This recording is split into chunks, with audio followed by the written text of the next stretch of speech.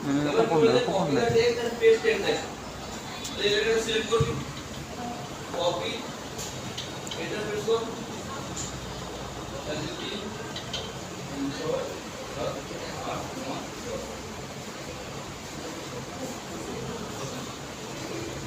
Hello. তারপরে কি করতে হবে,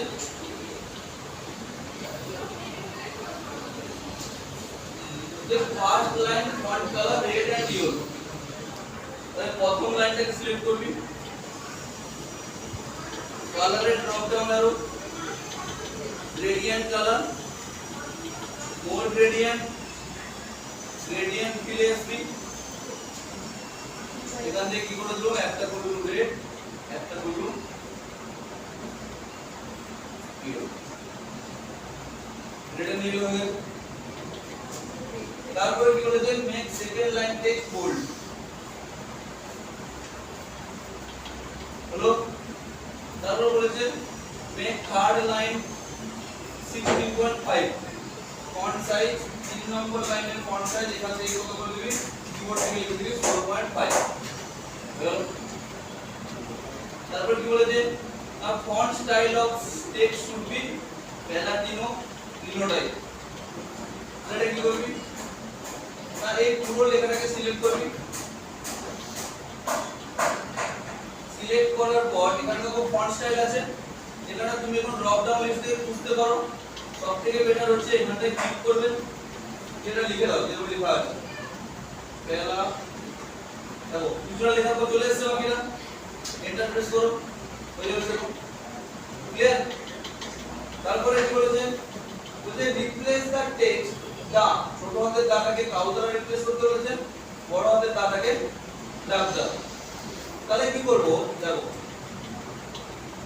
এখানটায় হোম ট্যাবের মধ্যে রিপ্লেস বলে জায়গাটা আছে, রিপ্লেসে যাব।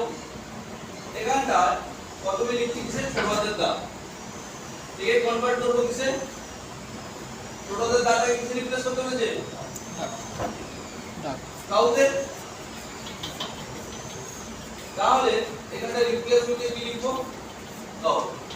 এবার এরকম ভাবে যদি আমি রিপ্লেস করি, তাহলে যত জায়গায় দা লেখা আছে সব জায়গায় কাউ হয়ে যাবে। এখানে দেখো মোর বলে অপশন আছে, মোরে গিয়ে করে দিবে ম্যাচ কেস। এই ম্যাচ কেসটা করে দিলে যে যেরকমটা এখানটা লিখেছি সেরকম দা গুলোকে শুধুমাত্র চেঞ্জ করবে। আর করবে কি, find whole word only, whole ওয়ার্ডটা না করতে পারো, রিপ্লেস অল করে দাও, যে ওকে করো। এবার দেখো তো যেটা আমি চাইছিলাম সেটা হয়েছে কি, ছোটতে দাগগুলো কাও হয়েছে, বুঝতে পারলাম। আবার রিপ্লেসে যাচ্ছি, এখানটা এবার দায়ের টিটাকে বড় করে দিই, এইটাকে কি করে দেবো, দাগ করে দেবো। কথা দেখো ম্যাচ কেসটাকে অন করে রেখেছি, এখানটা রিপ্লেস অল করে দেবো, হচ্ছে বুঝতে পারলে না পারলে নি, ডাউট আছে কিছু, ডাউট আছে না ডাউট নেই, ডাউট আছে, আরে হ্যাঁ না কিছু তো বল।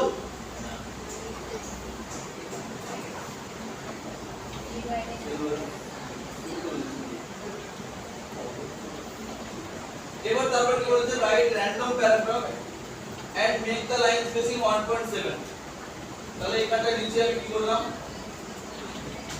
র‍্যান্ডম প্যারাগ্রাফ লিখছি, সেই প্যারাগ্রাফটাকে সিলেক্ট করছি, যে লাইন স্পেসিং করছি কোথায়, লাইন স্পেসিং অপশন, এখান থেকে কি করব, মাল্টিপল, এখান থেকে করব 1.7, 1.7 হচ্ছে ক্লিয়ার। তারপরে কি আছে, যে আমাকে এরকম একটা লিস্ট বানাতে হবে। তাহলে আমি কি করছি, লেখার পরে আসছি, নিচে চলে আসো, কন্ট্রোল এন্টার মারলে নিচেতে চলে আসবে অটোমেটিক্যালি। এখানে তাহলে এটা আমার প্রথম ধাপ, এটা আমার সেকেন্ড ধাপ, এটা থার্ড, আর এটা ফোর্থ, তারপর এটা ফিফথ ধাপ। পাঁচটা ধাপ আছে টোটাল, বুঝতে লাগো। এইটা হচ্ছে আমার প্রথম ধাপ,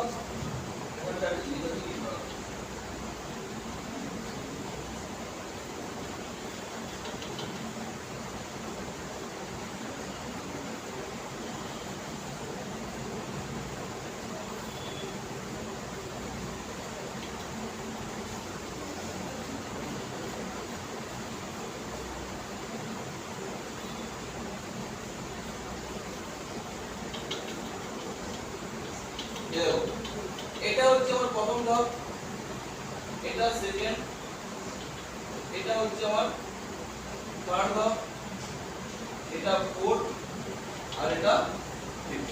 টোটাল 5টা ধাপ আছে, বুঝতে পারলেন? এবার দেখো, এবার যদি আমি এখানটা তৈরি করতে চাই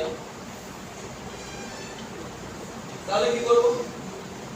এখানে যাচ্ছি, define new multi level list. তাহলে আমার 1 নম্বর ধাপে কি ছিল?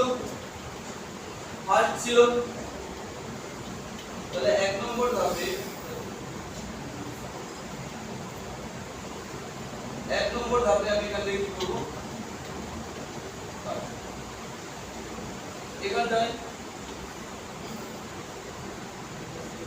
2 নম্বর ধাপে কি করব? না 01 02 আছে, তাহলে 2 নম্বর ধাপে আমি এখান থেকে সিলেক্ট করবে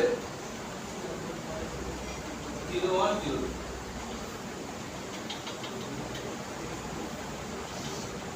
3 নম্বর ধাপে কি করব? না 1 2 আছে, দেখো রোমান হরফে 1 আছে, রোমান হরফে 1 এখানে করা আছে, কোনো অসুবিধা নেই। 4 নম্বর ধাপে কি আছে? না এই অ্যারো সাইন গুলো আছে। 4 নম্বর ধাপে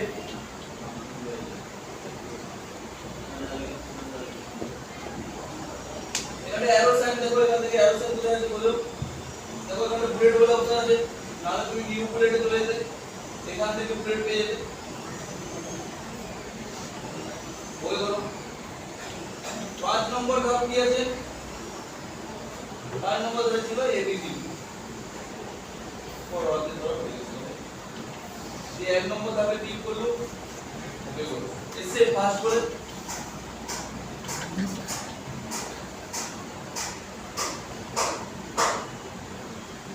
পাস করে এসে আমার পাশে কি লেখা ছিল?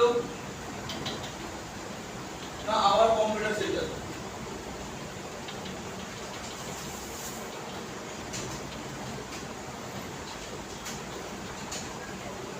হলো, তার আন্ডারে কি আছে? না কাটাল আছে, আর উচ্চারণ দেখো, ট্যাব প্রেস করলু, ভিতরে যাচ্ছি,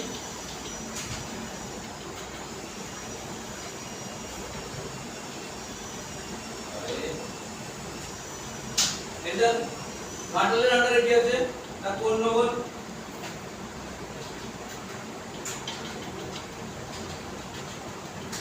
কোড নম্বরের আন্ডারে ওয়ার্ড 15। আবার ট্যাব প্রেস করছি, তার আন্ডারে কি আছে? Old LIC. আচ্ছা বাইরের দিকে বেরোবো কি করে? বাইরের দিকে যাওয়ার জন্য কি করতে হবে? শিফট ট্যাব প্রেস করুন। এখান থেকে ধরো আমি আবার একবার শিফট ট্যাব প্রেস করছি, না কি আছে এখানে? না যদি একদম ঠিক হয়ে লেখা আছে, আবার একবার শিফট ট্যাব প্রেস করুন, আবার প্রেস করো, দেখো আসছি, এই লেভেলে এসে যাচ্ছে। এবার এখানে করছি কি? এন্টার। আবার ঠিক পাই আন্ডারে যদি যাই, হালদা কি